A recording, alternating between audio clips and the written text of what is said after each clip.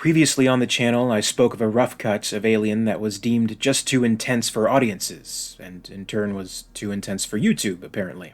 But it was strictly taking into account scenes that were actually filmed, edited, and at least at some point in time considered to make it into a version of the movie that would be in theaters.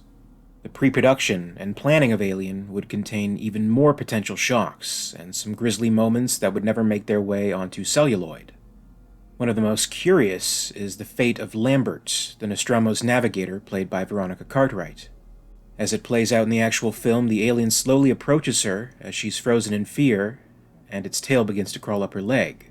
There's one more shot of her gasping in terror, then a cut away to Ripley's point of view. We hear Lambert's screams of terror, and I'm sure of pain, for a few seconds, then completely silenced. Arguably, this is one of the eeriest moments in film history. It's the perfect way to conclude this scene, and it achieves an effect oh so few horror movies strive for today. It gives you just enough information, just enough of an idea of what's going on, then lets your mind fill in the rest. There's nothing on screen we can ever see that quite matches the horror of what might go on in our own imaginations. We can praise this scene today, and especially praise the editing, which made it work so well, but this was not what was originally conceived for Lambert's final moments.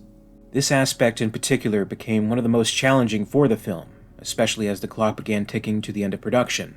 It was time and budget constraints that ultimately bred what we saw in the finished film, and had things been different, we would have seen something much more elaborate. In order to get an idea of Lambert's and Parker's original death scene, we can trace things back as far as Dan O'Bannon's original Star Beast screenplay. This is the earlier version of the story where all of the characters were written as men, though noted to be unisex and interchangeable, and had different names from what ended up in the final film. Dallas was Standard, Ripley was Roby, Kane was Broussard, Parker was Hunter, Brett was Faust, and Lambert was Melkonis. You may note that there was no Ash character in this version. Giving Star Beast a closer look, you can see a very clear outline of what Alien would become. Naturally, not everything matches exactly, and the Star Beast characters don't necessarily align with their alien counterparts. Lambert, or Melkonis, serves as a good example of this. Melkonis serves the general same role, with a close enough ranking to Lambert, and is on the away team to investigate the alien planet along with the captain, Standard, and eventual alien host, Broussard. It's after the alien appears that things become a little different. The Dallas and Lambert characters essentially switch roles. It's Melkonis that gets attacked halfway through, and Standard that lives on to survive within the final three. This concept, and the screenplay as a whole, was carried over faithfully into what would become the last Alien-related publication from Dark Horse Comics, Alien, the original screenplay, from 2020. Here is what was written for Melkonis' death scene, and what may have been in store for Lambert alternatively. Interior, climate control room. Melkonis reaches over and throws a switch. The metal gate drops down, opening up the shaft. A 6-foot monstrosity stands in the opening. Ghastly beyond imagination, squamous, covered with tentacles, it hops down like an oversized bird and grabs Melkonis in razor-sharp tentacles. Melkonis lets out a horrible shriek, and the thing grabs his head in one claw and twists it off like a man pulling the head off a chicken, then throws it to the floor with an audible clunk. Clutching Melkonis' body tightly against itself, it turns and bounds down the hall. Melkonis' headless body is still kicking and struggling as the monster leaps headfirst into another air shaft. A brutal and shocking scene to be sure, but it was deemed fairly early on that this would not be Lambert's destiny. When David Giler and Walter Hill came on to work on the screenplay, their revisions more clearly defined the characters and their fates. The names would be changed to the ones we know now. Ash was included as a new character, Dallas would be captured in the vents, and Lambert would be among the last three standing. As originally conceived and drawn out in Ridley Scott's concept art for the film, his Ridleygrams, the general outline for the scene was there. Ripley was off alone on the bridge, expected by the audience to be the next to be killed, while Lambert and Parker are readying supplies, only to both encounter the alien and meet their demise. With the new names and characters in place, here's how the scene plays out in the original screenplay. Ripley settles herself at the controls, runs through them briefly to familiarize herself. Using a switch, she opens and closes the lifeboat door a couple of times. It slams open and shut quite rapidly. She presses a few buttons and sets the launch button to ready. Then Lambert's voice comes from the communicator. Lambert, over, filtered. We've got something on the tracker. Got to be it. It's too big for the cat. Parker, over, filtered. It's coming from down there. Ripley hears various tinny sound effects, rustlings, clunkings, breathing, etc. Interior, corridor in ship. Lambert has the flamethrower at the ready, and Parker is staring at the tracker. Parker, it must have stopped moving. I'm not getting anything. Lambert, let me go first. You stay behind me. Carefully, Lambert advances down the corridor. Then the creature pops out of hiding behind Parker and picks him up. Parker screams. Lambert whirls around, sees the thing clutching Parker. It holds him off to one side, as though to keep Lambert from getting at him. Lambert doesn't know what to do. Parker, the flamethrower. Lambert, I can't. The acid will pour out. At that moment, the creature takes a bite out of Parker, who screams in mortal agony. Lambert can take it no longer. She raises the flamethrower and fires. But the creature swings Parker around as a shield, and Parker catches the full blast of the flame. Lambert instantly stops firing, but now Parker is a kicking ball of flame, held out at arm's length by the monster. Interior, nose of ship. Ripley is listening to all this on the communicator. She can hear the shrieks and crashing noises. Then the communicator goes dead, and all she hears is a rush of static. Ripley. Hello? Lambert? Parker? She waits quite a while for a response, but we can see from her expression that she expects none. Even in this very early version, what happens between Lambert and the alien would remain off-screen, but there was a very different endnote to her fate. There would be no scene of Ripley discovering the bodies of Parker and Lambert, and the moment where she discovers Dallas cocooned happens sooner. However, instead of Brett being there along with the captain, it would actually be Lambert, half-eaten and barely alive. This is a concept that remained until further revisions were made on the final draft of the screenplay, where Brett was deemed the more appropriate victim of this fate. In these rewrites, Parker's incineration was scrapped and replaced with the simpler idea of him being killed while trying to save Lambert. Still, her specific fate remained off-screen, written that way more intended as a placeholder. Deep into production of Alien, Ridley Scott was mindful of other ideas to develop. Here is one account from J.W. Rinsler's The Making of Alien.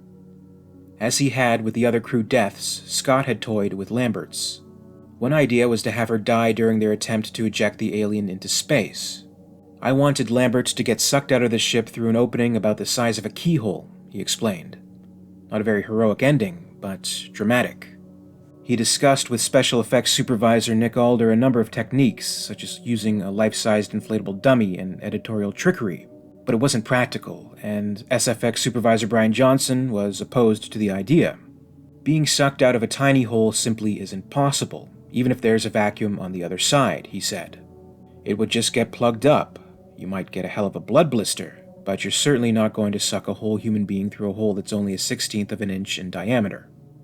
This idea was scrapped, but nearly 20 years later, with some significant advancements in special effects, and logic thrown callously to the wind, we would see this fate applied to the newborn alien in Alien Resurrection, a fact Scott was quite tickled by. The final, and I think most fascinating concepts explored for Lambert's final moments was to have the fright of the alien quite literally scare her to death. Veronica Cartwright explained this concept to Fantastic Films magazine. My death was meant to take place in one of the lockers. I was supposed to back into one of those lockers that the cat came out of. I sort of crawl up into it and die of fright. Personally, I think this is a fantastic concept, and I think very appropriate for the Lambert character, who was, of course, very on edge and panic-stricken in the latter half of the film. I'm very happy with what appears in the actual movie, but if any of these other concepts would have worked to a similarly effective degree, I think it would have been this one.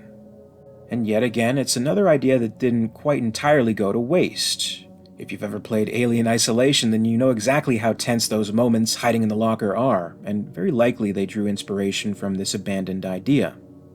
But frightened to death inside of a locker, is this actually a realistic concept? More than, say, sucked out of a tiny hole in a spaceship? Well, yes, human beings can be and have been scared to death. According to an article by Sidney Grannon, fact-checked by the editors of Encyclopedia Britannica, it happens very rarely, but it can happen to anyone. The risk of death from fear or another strong emotion is greater for individuals with pre-existing heart conditions, but people who are perfectly healthy in all other respects can also fall victim. Being scared to death boils down to our autonomic response to a strong emotion, such as fear. For fear-induced deaths, the demise starts with our fight-or-flight response, which is the body's physical response to a perceived threat. This response is characterized by an increased heart rate, anxiety, perspiration, and increased blood glucose levels. Scientists claim that what causes sudden death out of fear in particular is large doses of adrenaline causing damage to the heart, since this is the only organ that, upon being affected, could cause sudden death. Adrenaline opens calcium to the heart. With a lot of calcium going to the heart, the organ has trouble slowing down, which is something that can cause ventricular fibrillation, a specific type of abnormal heart rhythm. Irregular heartbeats prevent the organ from successfully pumping blood to the body and lead to sudden death unless treated immediately. Something to keep in mind next time you're playing Alien Isolation. Maybe consider leaving the lights on. As scary as those moments were in the game, I'd love to see it in an actual Alien movie. Director Fede Alvarez has said he drew some strong inspiration from Alien Isolation, so who knows, maybe we will. I'm sure it will feature many gruesome and elaborate moments with some top-notch special effects, but sometimes a concept as simple as this, and one where you can really put yourself in the position of the character and apply that fear happening to you, can be such an effective way of deriving a reaction from the audience. It can create a really memorable moment.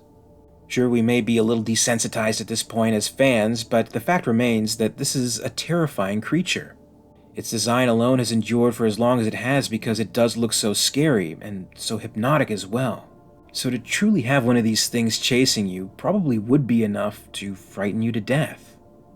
But do you think such a concept could work, either in the upcoming Alien Romulus or in a future Alien movie? Comment below and share your thoughts.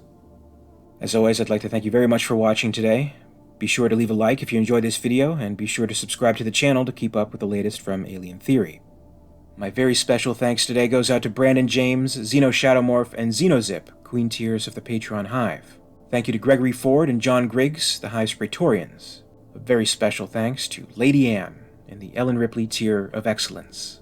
And last but certainly not least, thank you to Nicholas Butta and Frank, the Alien Theory YUTANI executives. If you'd like to join the Hive and support the channel, check out my Patreon page for further information. In the meantime, you can follow me on social media. Follow @alien_theory on X, formerly Twitter. Follow @AlienTheoryYT on Facebook and Instagram for more. And until next time, this is Alien Theory, signing off.